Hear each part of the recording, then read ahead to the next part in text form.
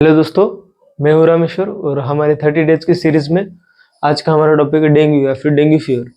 तो सबसे पहले समझ लेते हैं डेंगू के पॉजिटिव एजेंट्स कौन से होते हैं। तो सबसे पहले ये तो सबको पता है कि ये आरएनए वायरस होता है, डेंगू का वायरस।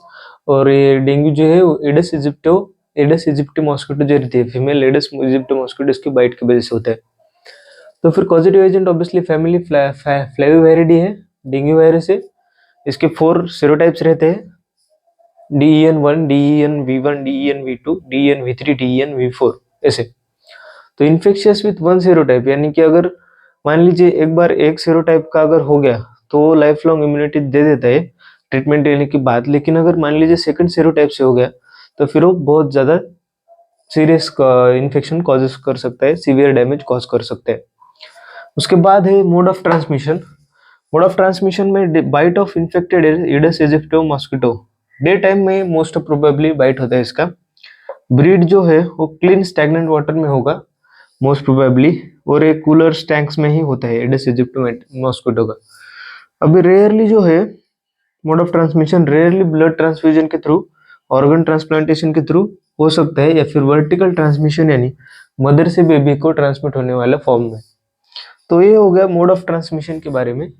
इंक्यूबेशन पीरियड यानी सबसे पहले तो ये बात है कि जब वायरस की एंट्री हो गई और साइन सिम्टम्स दिखाने के बीच में टाइम, इंक्यूबेशन पीरियड वो 4 to 10 डेज हो सकता है। इस क्लिनिकल फीचर्स में हम बात करें तो फिर फेब्राइल फेज है, क्रिटिकल फेज है, रिकवरी फेज है, 3 आएंगे इसमें। तो फेब्राइल फेज, अभी इसको दूसरा कुछ फॉर्म में ऐसे भी कहा है कि dengue without sign symptoms, dengue with warning signs, dengue without warning sign, dengue with warning signs और रिकवरी फेज। तो विदाउट वार्निंग साइंस में फर्स्ट जो फेब्राइल फेज रहता है, नाम में ये फेब्राइल यानी कि उसमें जो है हाई फीवर रहेगा, पेशेंट को 104 डिग्री फ़ारेनहाइट तक रहेगा फीवर, और इसमें सीवियर हेडेक होगा, रेट्रो ऑर्बिटल पेन होगा, यानी कि आँख के वहाँ पर बहुत ज़्यादा दर्द होगा। यहाँ पर मसल जॉइंट पेन भी प्रेजेंट रहेगा पेशेंट में, नोसिया वोमिटिंग साइन सिम्टम रहेगा, और रैशेस, रैशेस कौन सी रहेंगी, ब्लैंचिंग रैशेस। ब्लैंचिंग रैशेस यानी ऐसा यहाँ पर करने से अगर मान लीजिए ऐसा इसे गैप्स बन रहे और उसके अंदर रैशेस है तो फिर ब्लैंचिंग रैशेस हो गए। माइल्ड ब्लीडिंग गम्स और नोज में प्रेजेंट रहेगी। तो ये रहा फेब्राइल फेज, जो कि 2 to 7 डेज के दरमियान हमें देखने को मिलते हैं आफ्टर बाइट। अभी क्रिटिकल फेज क्या रहेगा, occurs when the fever reduces. Fever जब कम होगा तब क्रिटिकल फेज में एंटर करेगी बॉडी। सीवियर एब्डोमिनल पेन होगा वहां पर। साइन सिम्टम्स में परसिस्टेंट वोमिटिंग है, ब्लीडिंग है, रेस्टलेसनेस है, लो ब्लड प्रेशर है। इसमें क्रिटिकल फेज में rapid fall in platelets, platelets का काउंट बहुत कम हो जाएगा। नॉर्मल काउंट कितना रहता है, 1.5 लाख से 4.5 लाख, तो इस बहुत कम हो जाएगा रैपिड फॉल। और राइजिंग इन हीमेटोक्राइट, क्योंकि प्लाज्मा लीकेज हो रहा है ना, जाहिर सी बात है। यहाँ पर एक आरबीसीज का लेयर्स है और फ्लूइड के साथ लेयर है ये वाला, लेकिन इसमें से फ्लूइड बाहर जा रहा है, प्लाज्मा बाहर जाते जा रहा है, जाते जा रहा है, जा रहा है, जा रहा है, जा रहा है। तो प्लाज्मा गया, सिर्फ क्या रह गया इसमें, आरबीसीज। तो हीमेटोक्राइट का कॉन्सेंट्रेशन इसमें बढ़ जाएगा।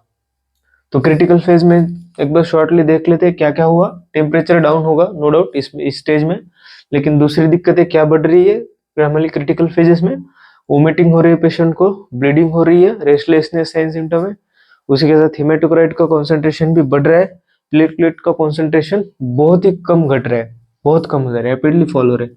और ये जो है critical phase can be transfer into the dengue haemorrhagic fever और डेंगू शॉक सिंड्रोम। अभी डेंगू हेमोरेजिक फीवर जो है वो कैसे बन सकता है, क्रिटिकल फेज को कन्वर्ट कैसे हो सकता है। मान लीजिए एक पेशेंट है XYZ, उसको फर्स्ट टाइप सीरोटाइप जो है DNV1 उसने काटा है, लेकिन हमने कुछ प्रिकॉशंस नहीं फॉलो किए और सेकंड टाइम उसको DEN-V2 से काट लिया। तो इस टाइम जो है वो बहुत ज्यादा डेंजरस जो कुछ साइन सिम्टम्स है वो प्रोड्यूस हो सकते हैं उसमें। तो उसी वजह से dangerous dengue haemorrhagic fever produce हो सकता है। Dengue shock syndrome, obviously dengue shock syndrome जो है वो इसमें सेप्टिक शॉक भी हो जाएगा और उसके साथ ही हमको ये डेंगू शॉक सिंड्रोम देखने को मिलता है। उसके साथ थर्ड साइन सिम्टम का फेज जो है रिकवर फेज है।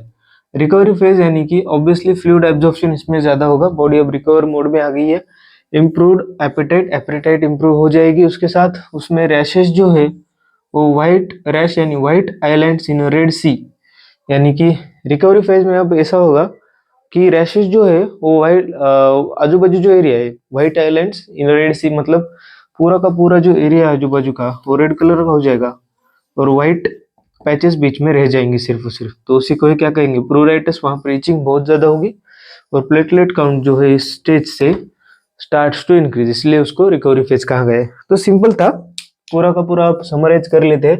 तो डेंगू फीवर बेसिकली मैंने कहा कि इसमें क्या कहा था, इटियोलॉजी सबसे पहले आरएनए वायरस है, एडस इजिप्टो मॉस्किटो, जो फीमेल एडस इजिप्टो मॉस्किटो है उसके बाइट से होता है। पॉजिटिव एजेंट में सिंपली ए फैमिली फ्लावियरिडी है।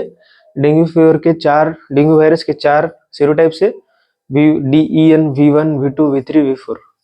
तो फिर उसमें से मान लीजिए 1 से हो गया तो फिर उसका इम्यूनिटी तो आ जाएगा, लेकिन अगर सेकंड टाइम फिर से दूसरा कोई बाइट कर दिया तो वो डेंजरस हो सकता है लाइफ टाइम। तो मोड ऑफ ट्रांसमिशन में सिंपल है, इन्फेक्टेड एडिस मॉस्किटो जो है डे टाइम में ज्यादा से ज्यादा काटती है, कूलर्स में, पॉट्स में, टायर्स में, क्लीन स्टैग्नेंट वाटर में ये जो है वो अपने ब्रीड्स करती है। और इसके साथ ऑर्गन ट्रांसप्लांटेशन से रेयरली रिस्क है मोड ऑफ ट्रांसमिशन का।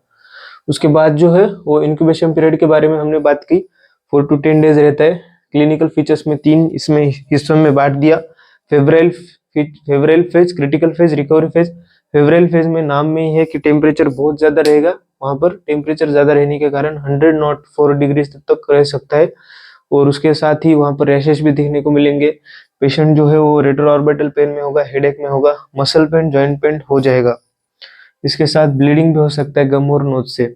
उसके साथ क्रिटिकल फेज में देखा, नाम में ही है क्रिटिकल, टेम्परेचर तो कम हो रहा है, बॉडी का फीवर कम हो रहा है, लेकिन जो फीवर कम हो रहा है लेकिन उसके साथ जो प्लेटलेट काउंट है वो कम होते जा रहा है।